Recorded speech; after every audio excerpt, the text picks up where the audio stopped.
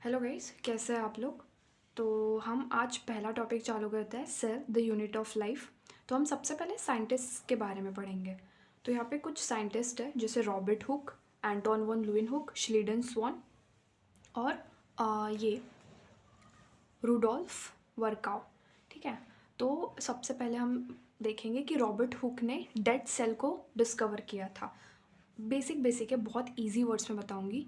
Anton one Lewin hook जो है वो फर्स्ट लिविंग सेल को डिस्कवर करता है, और श्लीडन एंड स्वान जो है वो दो अलग अलग साइंटिस्ट है। जो श्लीडन है वो जर्मन बॉटनिस्ट है और जो स्वान है वो जूलॉजिस्ट है। ठीक है। तो इन दोनों ने सेपरेटली सेल थ्योरी दी थी।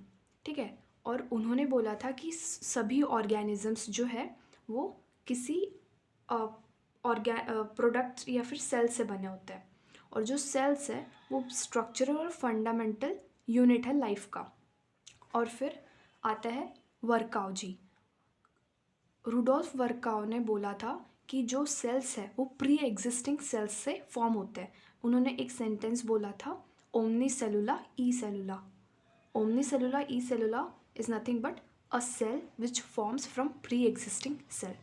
तो बेसिकली सेल्स में क्या तीन चीज़ें इंपॉर्टेंट है जो होनी चाहिए, मतलब एक आइडियल सेल में होनी चाहिए। तो आइडियल सेल में तीन चीज़ें विच आर इम्पॉर्टेंट, वो है genetic material, whether it can be DNA और आरएनए, साइटोसोल और प्रोटेक्टिव बैरियर। ठीक है। तो यहाँ पे हम देखते हैं प्रोटेक्टिव बैरियर। तो बहुत सिंपल वर्ड्स में देखना कि बहुत सारे लोगों को कन्फ्यूजन होता है कि प्रोटोप्लास्ट क्या होता है, प्रोटोप्लाज्म क्या होता है, और साइटोसोल क्या होता है, साइटोप्लाज्म क्या होता है। तो आज हम ये पूरा क्लियर करेंगे। तो जो अगर हम एक आइडियल सेल लेते हैं, उसमें न्यूक्लियस होता है, सेल ऑर्गेनल्स होते हैं, प्लाज्मा मेम्ब्रेन होता है, सेल वॉल होती है। तो अगर हम एक सेल से अगर सेल वॉल हटा दें, मतलब एक आइडियल सेल से हम सेल वॉल हटा दें, और जो बाकी मटेरियल बचा हुआ मटेरियल होता है उसको अगर हम किसी सेल से सेल मेम्ब्रेन को हटा देते हैं और बाकी जो रिमेनिंग मटेरियल होता है जैसे न्यूक्लियस, साइटोप्लाज्म और ये सेल ऑर्गेनल्स, उसको प्रोटोप्लाज्म बोलते हैं। ठीक है। और उस प्रोटोप्लाज्म में से अगर हमने न्यूक्लियस हटा दिया तो बचा हुआ मटेरियल उसको साइटोप्लाज्म बोलते हैं। और अगर हम उस साइटोप्लाज्म में से भी पूरे सेल ऑर्गेनल्स को हटा दें तो सिर्फ साइटोसोल बचता है। साइटोसोल एग्जाम्पल हम एक एग्जाम्पल से समझते हैं, जैसे गुलाब जामुन अपने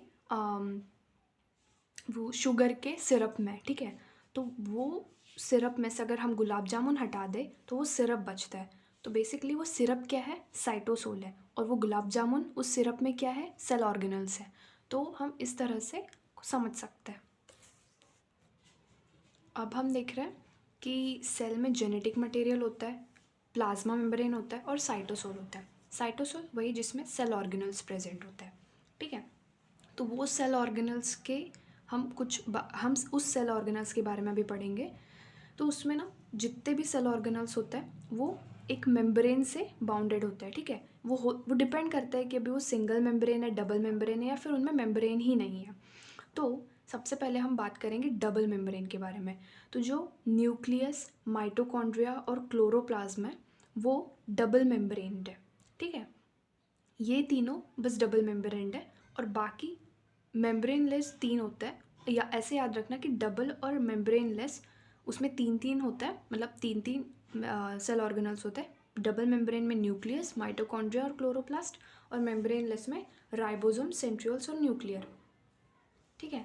तो ये डबल मेम्ब्रेन और मेम्ब्रेनलेस ऑर्गेनल्स के बारे में हमने बात कर ली। और जो बाकी बचे हुए जितने भी एक आइडियल सेल में जितने भी सेल ऑर्गेनल्स होते हैं, इनको छोड़ के बाकी सब जितने भी ऑर्गेनल्स हैं वो सब सिंगल मेम्ब्रेन रहेंगे। ठीक है। तो हमें याद बस इतना ही रखना है कि डबल मेम्ब्रेन कौन सा होता है और सिंगल मेम्ब्रेन कौन सा होता है।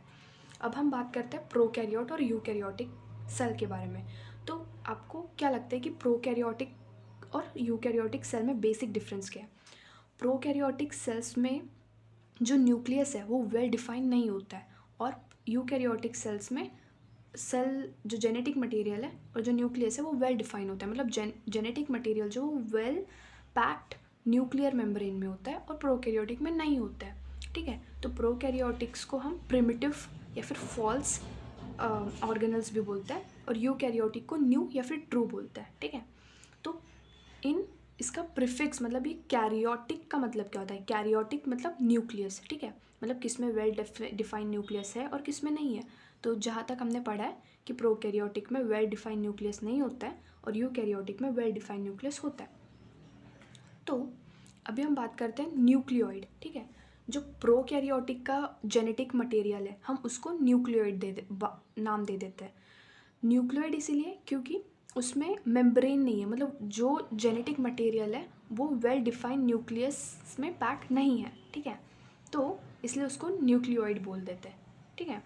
और उसके बाद जो बेसिक डिफरेंस है प्रोकैरियोटिक और यूकैरियोटिक का, बेसिक डिफरेंस है इसको, इसके जेनेटिक मटेरियल को, मतलब प्रोकैरियोटिक के जेनेटिक मटेरियल को हम न्यूक्लियोइड बोलते हैं और उसको ट्रू न्यूक्लियस बोल देते हैं। और जो डीएनए है प्रोकैरियोटिक का वो सर्कुलर होता है और ये लीनियर होता है और दोनों डबल स्टैंडर्ड होते हैं, ठीक है। डबल स्टैंडर्ड दैट मीन्स कुछ इस तरह से डबल स्टैंडर्ड डीएनए होता है, ठीक है। तो थर्ड पॉइंट आता है कि मेम्ब्रेन बॉन्ड ऑर्गेनल्स एब्सेंट होता है, किसमें, प्रोकैरियोटिक्स में, और यूकैरियोटिक्स में मेम्ब्रेन बॉन्ड ऑर्गेनल्स प्रेजेंट होता है। आई होप कि आपको ये वीडियो समझ में आ गया होगा और हम बाकी का पार्ट दूसरे पार्ट में कवर करेंगे। Thank you so much.